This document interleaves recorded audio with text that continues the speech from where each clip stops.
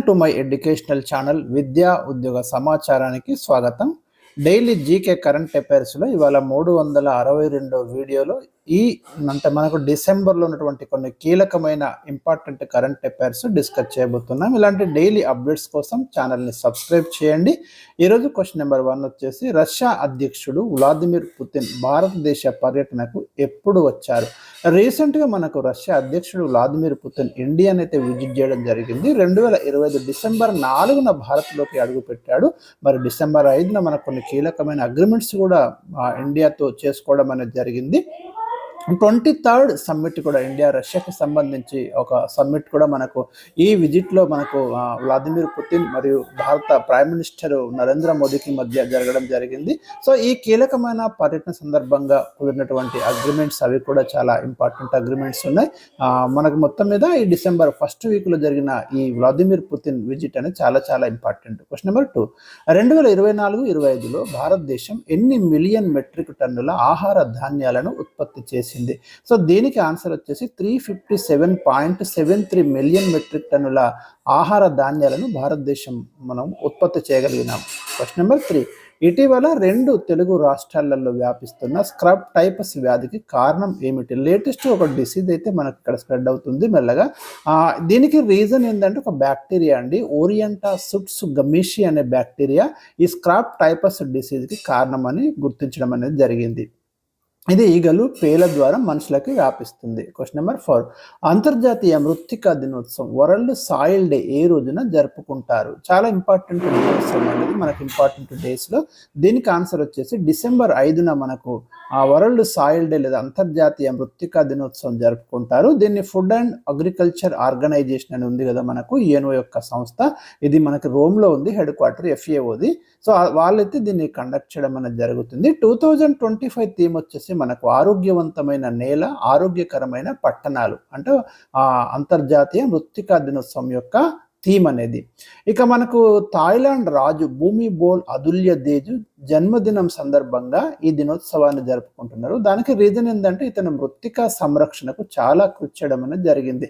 Soil అనేది మనకి భూమి మీద ఉన్నటువంటి ఈ లేయర్ ఏదైతే ఉందో మొక్కలకు చాలా చాలా ఇంపార్టెంట్ అండి. ఎందుకంటే ఇక్కడ మనకు ఉండే పోషకాలే మన మొక్కల పెరుగుదలకు చాలా ఉపయోగపడతాయి. క్వశ్చన్ నెంబర్ 5, యునెస్కో నూతన డైరెక్టర్ జనరల్గా ఇటీవల ఎవరు నియమితులయ్యారు? వెరీ వెరీ ఇంపార్టెంట్ క్వశ్చన్ ఇది. United nations educational, scientific and cultural organisation headquarter మనకు పారిస్లో ఉంది, ఆల్రెడీ మనకు తెలిసింది. సో ఖలీద్ ఎల్ ఎనానీ మనకు రీసెంట్గా నూతన డైరెక్టర్ జనరల్గా అపాయింట్ కావడం జరిగింది. ఈజిప్ట్ యొక్క మాజీ పర్యాటక శాఖ మంత్రి. అదేవిధంగా అరబ్ దేశాల నుండి ఈ పదవికి ఎంపికైనటువంటి మొట్టమొదటి వ్యక్తిగా మీరు గుర్తుంచుకోండి. Question number 6, international civil aviation day ఎప్పుడు జరుపుకుంటారు? అంతర్జాతీయ పౌర విమానయాన దినోత్సవం అంటాము. ప్రతి సంవత్సరం డిసెంబర్ 7న ఇంటర్నేషనల్ సివిల్ ఏవియేషన్ డేను సెలబ్రేట్ చేసుకోవడం అనేది జరుగుతుంది. నెక్స్ట్ క్వశ్చన్ నెంబర్ 7 రిపీట్ అయింది. Mother Mary comes to me పుస్తక రచయిత్రి ఎవరు? రీసెంట్గా న్యూస్లోకి వచ్చిందండి ఈ బుక్, అందుకే ఇక్కడ ఇచ్చాను. అరుంధతి రాయ్ ప్రసిద్ధి చెందినటువంటి రచయిత్రి, ఇండియాకి సంబంధించి the God of small things రాసి మనకి బుక్కర్ ప్రైజ్ కూడా తీసుకోవడం జరిగింది గతంలో. సో లేటెస్ట్గా వార్తల్లోకి వచ్చిన బుక్స్, ఆథర్స్ కంపల్సరీ మనం నోట్ చేసి పెట్టుకోవాలి. క్వశ్చన్ నెంబర్ 8, 2025 డిసెంబర్ 6న RBI రెపో రేటును ఎంత తగ్గించింది? వెరీ ఇంపార్టెంట్ క్వశ్చన్ అండి. మనకు బ్యాంకింగ్ సెక్టార్కి సంబంధించి RBI అంటే రిజర్వ్ బ్యాంక్ ఆఫ్ ఇండియా, వీళ్ళు మానిటరీ పాలసీ అనేది మనకు ప్రకటిస్తూ ఉంటారు. రీసెంట్గా చేసినటువంటి దాంట్లో ఏం చేశారంటే 0.25% రెపో రేట్ తగ్గించారు. రెపో రేట్ అంటే ఏంటిదంటే మనకు వాణిజ్య బ్యాంకులు RBI నుండి తీసుకునేటటువంటి రుణాలు ఉంటాయి కదా, వాటి మీద RBI విధించేటటువంటి వడ్డీ అన్నట్టు. సో దాన్ని తగ్గించడం వల్ల ఏమవుతుందంటే మనకు కస్టమర్స్ కూడా ప్రయోజనం అనేది జరుగుతుంది. ప్రజెంట్ అయితే ఇప్పుడు మనకు 5.25% ఈ రెపో రేట్ అనేది ఉంది, అది గుర్తుంచుకోండి. క్వశ్చన్ నెంబర్ 9, ప్రస్తుతం ONGC చైర్మన్ ఎవరు? Oil and natural gas commission ఉంది కదా మనకి, సో దీనికి చైర్మన్ వచ్చేసి అరుణ్ కుమార్ సింగ్ అండి. ఇతని యొక్క పదవీ కాలాన్ని ఎక్స్టెండ్ చేయడం జరిగింది, అందుకే క్వశ్చన్ అయితే ఇవ్వడం జరిగింది. And very important last question, Andhra Pradesh సముద్ర తీరం పొడవు ఎంత? రీసెంట్గా వచ్చిన తాజా గణాంకాలు ఆల్రెడీ మీకు ఇచ్చాను నేను గతంలో వీడియోలో. అదేవిధంగా మొన్న పార్లమెంట్లో కూడా అఫీషియల్ అనౌన్స్మెంట్ ఇచ్చారు. ఏపీ యొక్క కోస్టల్ లైన్కి సంబంధించి 1053.07 కిలోమీటర్లు అండి తాజా గణాంకాల ప్రకారం. గతంలో మనకు 974 అట్లా ఉండేది.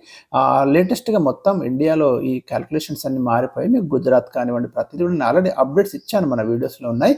సో, ఏపీది మాత్రం 1053.07 కిలోమీటర్స్ కోస్టల్ లైన్. సో, ఇది మనకు ఈరోజు నేను ఇచ్చినటువంటి మీకు తాజా 10 ఇంపార్టెంట్ క్వెషన్స్. మరి రేపటి కరెంట్ అఫైర్స్ కోసం ఛానెల్‌ని ఫాలో అవుతూ ఉండండి. తప్పకుండా మీకు ఎప్పటికప్పుడు లేటెస్ట్ అప్డేట్స్ అనేవి అందిస్తూ ఉంటాను. Thank you for watching.